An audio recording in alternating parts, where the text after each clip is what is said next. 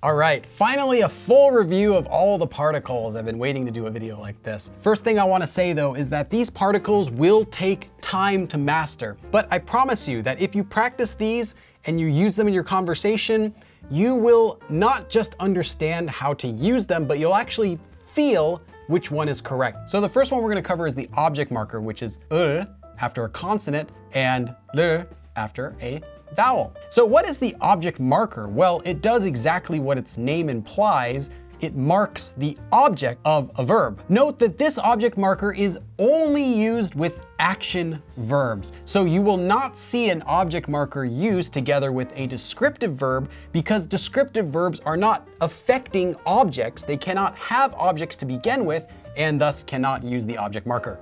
So what the object marker does is it marks the noun, the object, that is being affected by a verb. So if a verb is doing something, an action verb is doing something, what is it doing that to? 좋아하다. So the verb like can take an object because you can like something. If you like cake, then you would say 케이크, and then here you would use 를 because it ends in a vowel. So 케이크를 좋아, and then you can conjugate that however you like. So you can say 좋아해요, 좋아해 if you're talking to your friend, 좋아합니다 if you're being formal. The object marker marks what it is that an action verb is doing something to. Or we can switch it up. Instead of liking cake, maybe now you are 먹어요. Now maybe you're eating the cake. So you're eating something. What are you eating? What is the object that you are eating? What is the verb eating affecting? Well, it's affecting cake. So cake needs to be marked with the object marker.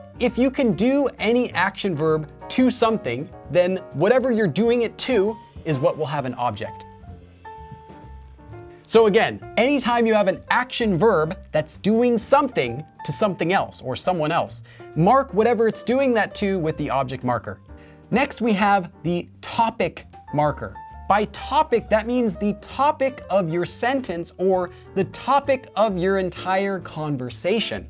So here's an analogy that I made. Imagine that every conversation you're having with someone, there is a sign hanging over your heads that has written on it the topic that you're currently talking about. So if you're talking with your friend about music, then the topic would be 음악. And you're both able to see this sign at any time and you're both aware of what the topic of your conversation is. Changing this sign is what using the topic marker does. If you're talking to someone and you start the sentence with 저는, me, I am the topic now. What it does effectively is erases what's currently written on that sign and replaces it with the new topic that you used before the marker. Any time that you use this topic marker, which will be 는 after a vowel and 은 after a consonant.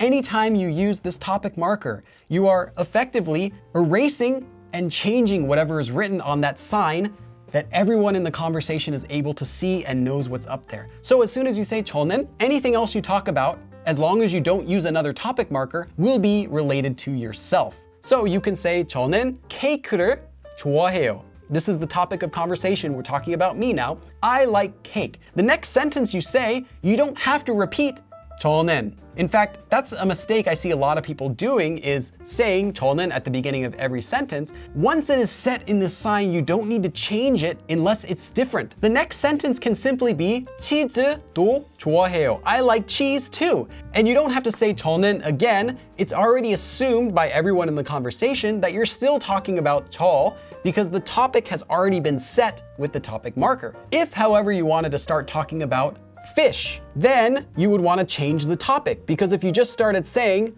fish live in the water and you didn't say fish, then they would think that you live in the water. 생선. And you want to say fish is delicious. Well, you'd want to definitely change your topic to be 생선은. That's what the topic marker essentially does, is it changes so everyone can know in the conversation that that's what you're talking about now. So a good way to translate this actually is as for, or when it comes to. Translate the topic marker in your head as meaning as for, or when it comes to. So 저는, as for me, I like this, or I don't eat that.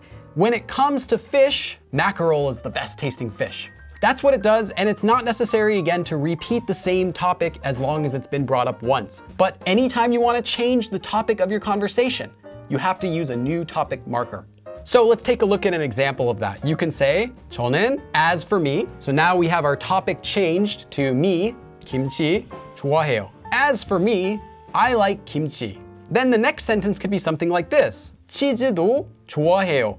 I like cheese too. Since we didn't use a new topic marker, we're still talking about me.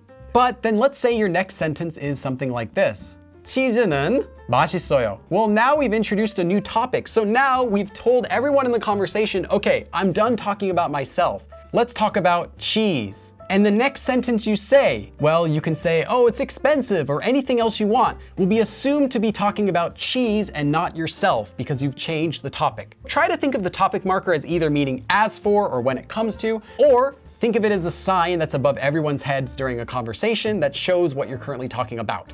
So because this is the function of the topic marker, it often gets used in specific situations, one being giving a general statement. So if you just want to, out of the blue, give a generic statement about something, use the topic marker when you say what you're talking about, because that's like saying, hey, let's talk about this for right now. For example, you can say, 철수는, so let's talk about 철수. Ah, well, he's smart. 똑똑해요. 철수 is smart. Out of the blue, you just wanted to say that. By doing that, you brought up the new conversation topic and said, hey, let's talk about 철수 for a bit. He's really smart. In addition, this form can be used to show contrast, because by changing the subject, you're changing what you're focusing on talking about, and that can show contrast between something you were talking about previously. For example, you were talking about yourself. 저는 김치를 좋아해요. And if you were to change the sentence by saying 치즈는 맛있어요, you're showing contrast. You're saying, but now let's talk about cheese, but cheese. And it shows a bit of extra contrast in your sentence by switching what it is that you're talking about in general. These uses all come back to the fundamental usage of the topic marker, which is changing the topic of your conversation.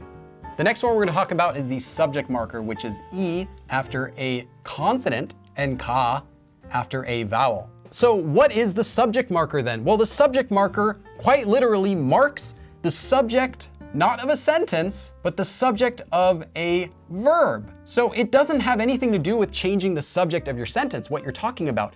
If you say 저는, the sign, remember this metaphorical sign above everyone's head, will still read 저, will still read me. I'm still talking about the same thing, or fish, or kimchi, or whatever you want to talk about. What does change is the subject. You're saying this is the person or thing that's doing the verb, or that's being described by the verb. That's all it does. And this usage can often cause confusion between the subject marker and the topic marker, because there's many cases when you can use both of them.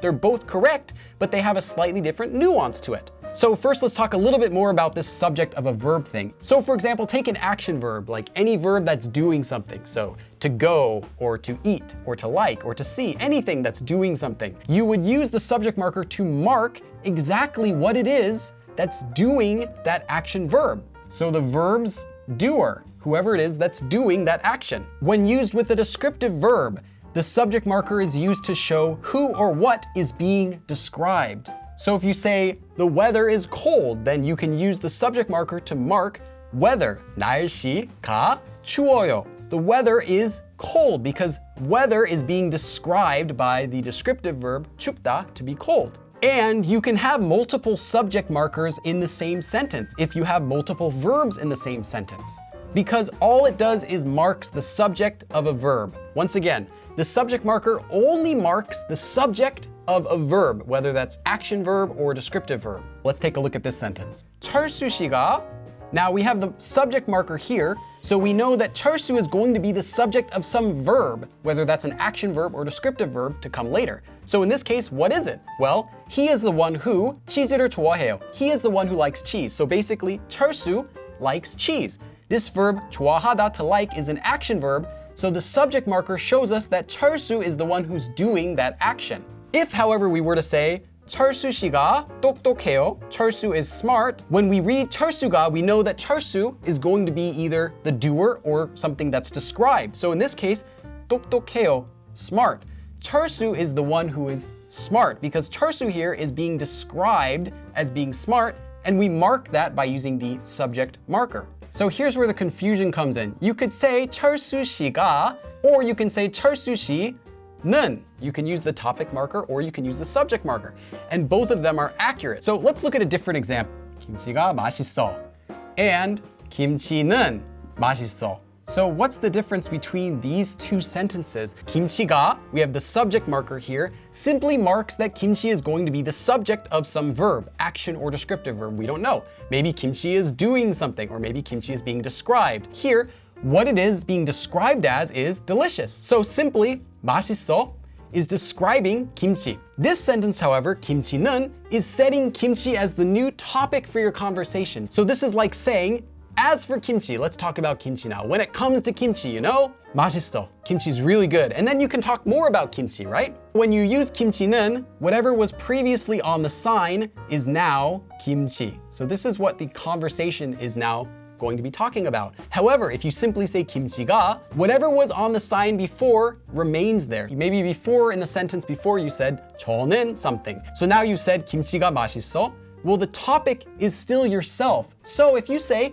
김치가 맛있어, but you're still talking about yourself, what you're actually saying is, as for me, when it comes to me, well, kimchi is delicious. So it's more like you're just stating your opinion about something instead of just saying kimchi is good. So now we're talking about kimchi versus now we're still talking about what we were talking about before. I'm simply saying kimchi tastes good.